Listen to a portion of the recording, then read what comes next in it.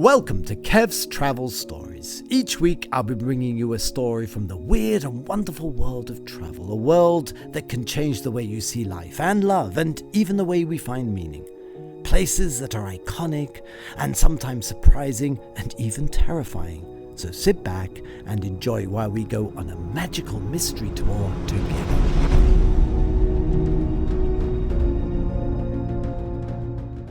Welcome to Kevin's Travel Stories, and this week I'm going to share with you my top most expensive hotels in the world. There are a good number of them, but I've selected a couple along with my own experiences, which I'm going to share when I've been in one of the great hotels in the world with one of the most famous rock bands living the high life. More of that if you listen to the end. But let's have a look at what's on offer out there if you have a very, very deep pocket. And if you want to give yourself the experience of a lifetime, and maybe if you are really clever, you can actually get deals even on these mega expensive places where the rich and famous tend to gather. So my first selection is none other than the famous, the ultra uber trendy Bulgari Hotel in Tokyo. What is wonderful about this hotel? I'll tell you.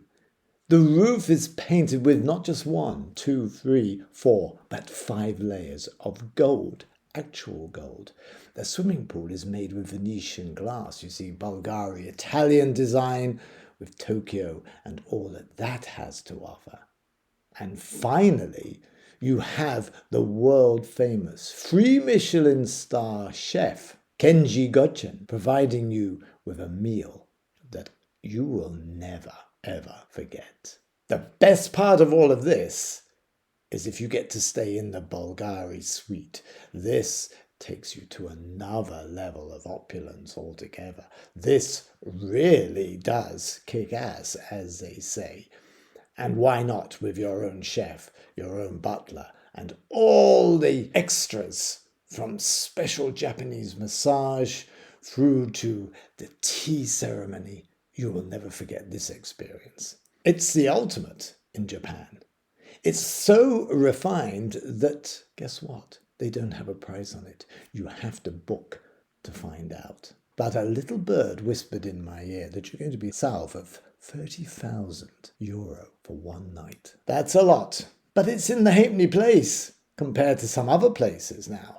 Raffles Hotel in Singapore has a reputation second to none. And having actually been there, it's really quite a place. It's been refurbished. It has an extraordinary level, not only of refinement, but of a history going back over a century.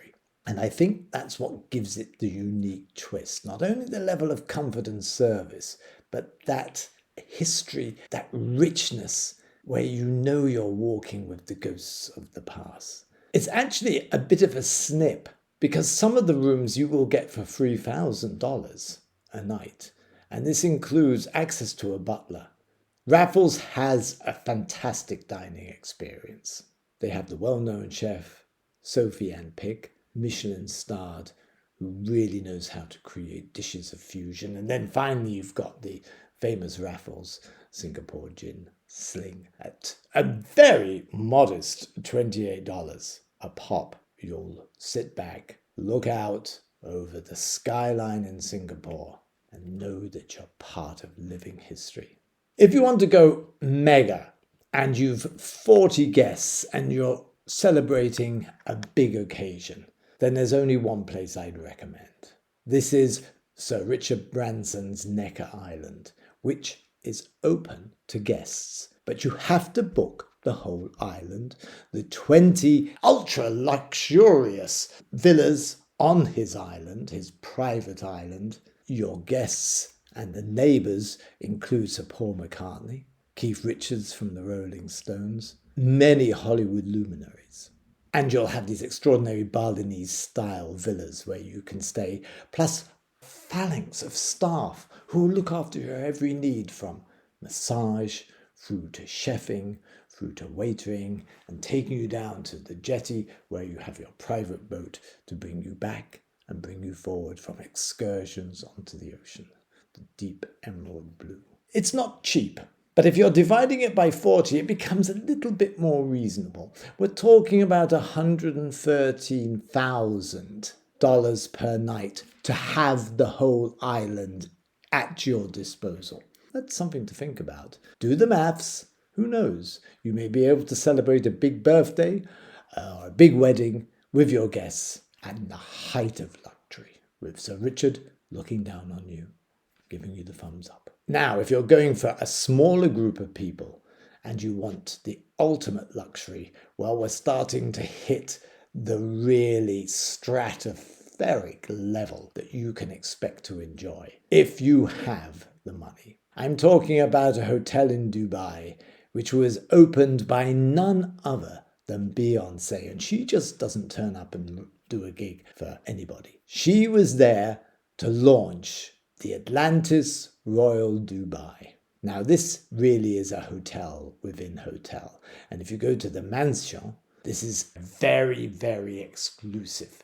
That's usually reserved for heads of state, for global superstars, be they sporting people like the Beckhams, and then you have politicians as well, heads of state and royalty. They know how to look after their guests here.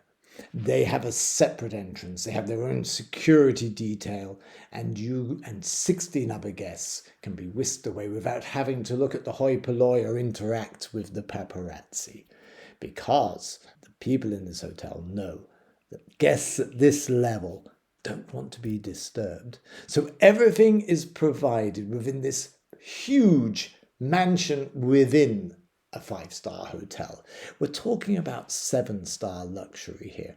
We're talking about a level of service. You have your chefs, you have your masseurs, you have your private cars and Rolls Royces ready to whisk you around the city of Dubai and bring you back, and nobody's going to know you're there.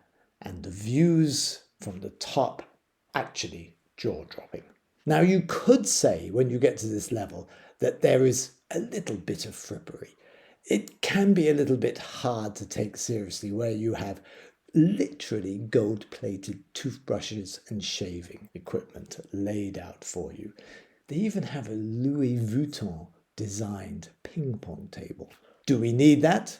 Obviously not. And in a world gone mad, well, I suppose it's just another level of madness. What will you be paying for the privilege?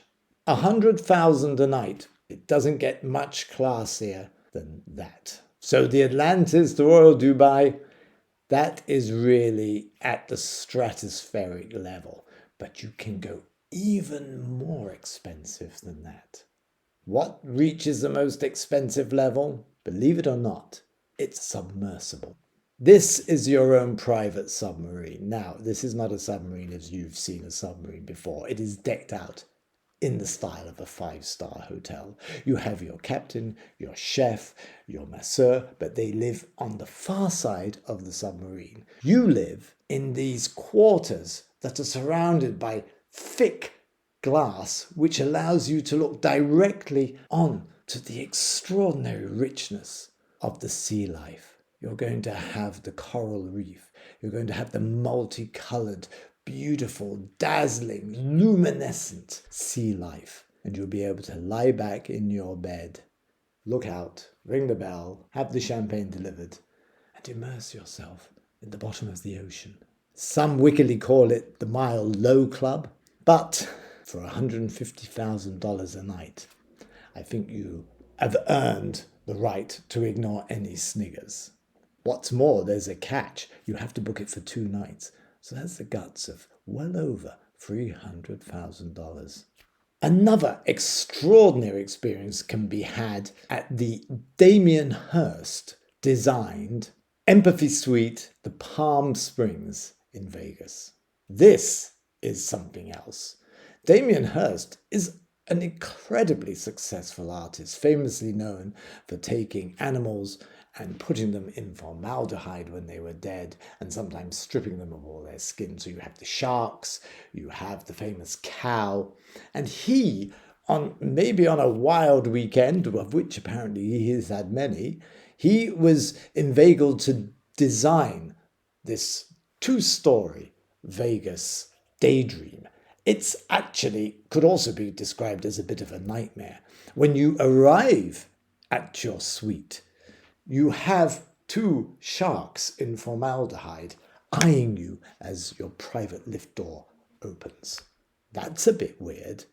You also have a psychedelic pool table designed by Mr. Hers, which Alicia Keys famously was photographed in a very excited state, and this went viral, as you may well know. Damien's extravaganza will cost you $75,000 a night. Now you may get a reduction, or if it's in peak season, the price may go up. Always check with the hotel itself and see if you can get a bargain. I'm not sure what sort of bargain you're going to get on 75 grand, but you never know. A hotel that's near to my heart and which I've had the honor to stay in is the Majestic in Cannes. This is on the Croisette. It is crammed full of stars and the luminaries from Hollywood and from the film world. You can hang out next to some of the biggest names in the film industry. The Majestic has a reputation and has a warmth about it and a buzz, which is actually fantastic. It's booked out during Cannes. I was lucky enough to be entertained there while the festival was on, and for one night sat out drinking cocktails and really taking in the atmosphere as the Lamborghinis roared up and down the Croisette and the stars and the wannabes flouted and flaunted themselves. There's nothing quite like it. You may not like that sort of mix. I certainly found it fascinating. If you want to get a little taste of this, try the couple of days before the festival starts, when some of the stars are already booking in, and you may get to hang out with some of the great luminaries. Leonardo DiCaprio was there when I was there. I didn't actually see him, but I saw his entourage, and there was this buzz, and all the beautiful women were there, and the young pop stars who all gravitate to something as incredible as Cannes. Now, for my own great personal experience of staying in an absolutely fabulous 5-star property, I was lucky enough, as you know from another podcast, to tour with U2. They were in Boston and they were staying in the Mandarin Oriental. Not only were they staying in the Mandarin Oriental, they took over an entire floor. The security was incredible. It's a 5-6-star property anyway. Even to get into it, you have to go through a very, very tight screening. When a rock group the size of U2 there, it doubles. Luckily, I had my laminate. I was there to interview one of the sound engineers as part of the coverage that I was giving to U2 for that. And we got back for the late night party after the final gig before the band moved from America to Europe. This was incredible. You were in this fabulous big area where you had chefs and you had sommeliers. There were rock stars, of course. U2 was there, The Edge was there. Bono, I believe, had just left, but we did see him, Adam Clayton. Then we had the members of other pop groups that were there and bands also came along. You had Lord and Lady Mount Charles from Slane Castle. You had an extraordinary level of Irish-American politicians, the Kennedys. It was an extraordinary mix. The champagne flowed. You could order whatever you liked. And there was something about being there in the buzz. This was the act of the time. This was the biggest act.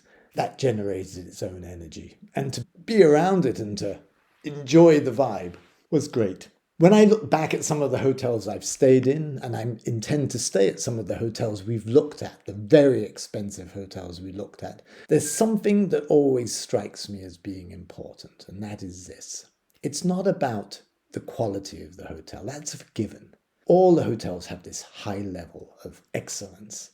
What really is important is why you're there and who you're with. That is the 5-star, the missing magic ingredient. If you can make sure that you're spending your hard-earned cash on these high-level experiences, you must be sharing it with someone important. If you can do that, then I think any price is worth paying. Thank you for listening. If you would like more information about all our podcasts, of which thousands of you are listening to now, do follow us on Instagram at the Top Travel Destinations and say hi, personal messages, DMs, interact, leave your comments. We'll see you there.